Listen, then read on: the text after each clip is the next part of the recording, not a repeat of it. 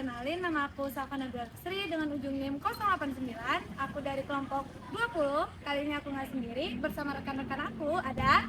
Halo guys, kenalin nama aku Anissa Agustin dengan ujung NIM 085.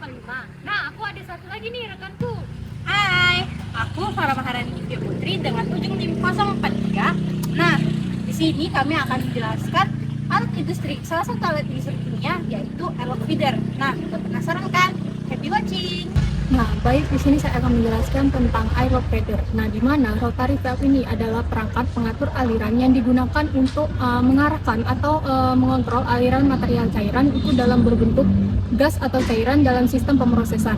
Nah, di mana rotary valve ini juga disebut sebagai airlock atau pengunci kedap udara, di mana dikarenakan sering digunakannya dalam sistem pengangkutan pneumatik. Nah, untuk menjaga segel kedap udara sekaligus untuk membiarkan material melewatinya, itu biasa sebagai rotornya itu sebagai feeder dalam aplikasi utamanya itu yang berfungsi untuk mengukur dan memasukkan material di dalam suatu sistem tersebut. Baik, di sini saya akan menjelaskan tentang kelebihan dan kekurangan dari airlock feeder. Yang pertama itu kelebihannya itu bisa memfasilitasi kontrol aliran material dan gas itu stabil. Yang kedua itu mempertahankan isolasi bahan padat, padatan buk itu secara efisien. Yang ketiga itu kecepatan putarannya itu dapat disesuaikan. Yang keempat itu daya tahan dan perawatannya itu harus minimal. Untuk kekurangannya itu di mana itu rotary valve itu mengalami penurunan tekanan yang signifikan. Yang kedua itu kurang umum untuk aplikasi yang cair.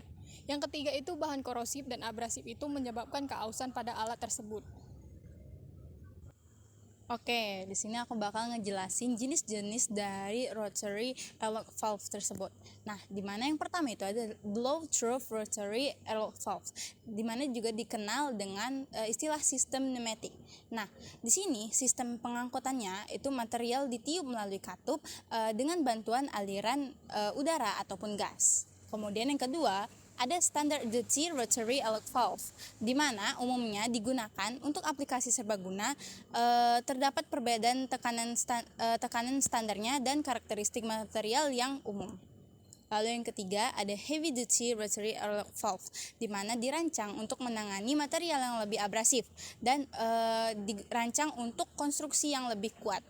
Lalu yang keempat ada quick clean rotary airlock valve, di mana dirancang untuk pengaplikasian yang memerlukan pembersihan dan sanitasi yang sering. Oke, di sini saya akan menjelaskan bagaimana sih mekanisme dari si rotary valve atau airlock feeder ini.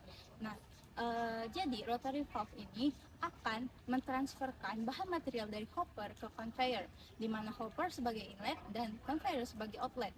Dan cara kerjanya yaitu bahan material akan ditransferkan oleh rotor dengan kecepatan dan kuantitas tertentu sesuai dengan perancangan dari rotor itu sendiri.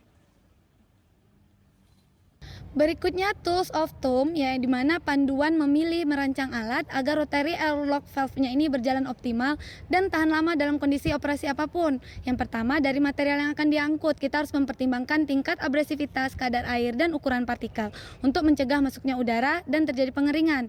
Yang kedua, ada pemilihan rotor. Untuk mencegah kebocoran udara, kita membutuhkan diameter rotornya sekitar 0,15 mm. Selain dari itu, sebaiknya pengisian rotor 10-15% dari volume kantong rotor agar menjaga kecepatan aliran udara.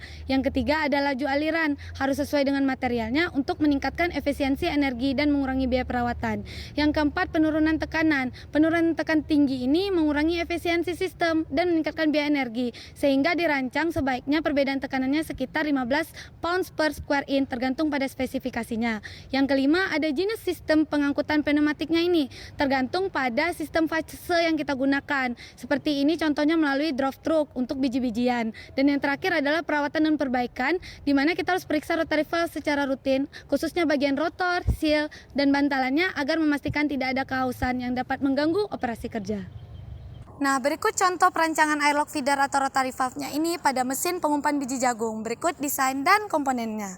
Untuk prosesnya sendiri, yang pertama adalah proses pembuatan bodi rotary valve-nya ini. Berikut urutan proses dan desainnya. Lalu yang kedua, ada proses pembuatan tutup rotary valve-nya. Berikut urutan proses dan desainnya pula. Yang ketiga, ada proses pembuatan rotornya. Berikut urutan proses dan desainnya juga. Yang keempat, proses pembuatan venturi. Tertera seperti pada gambar.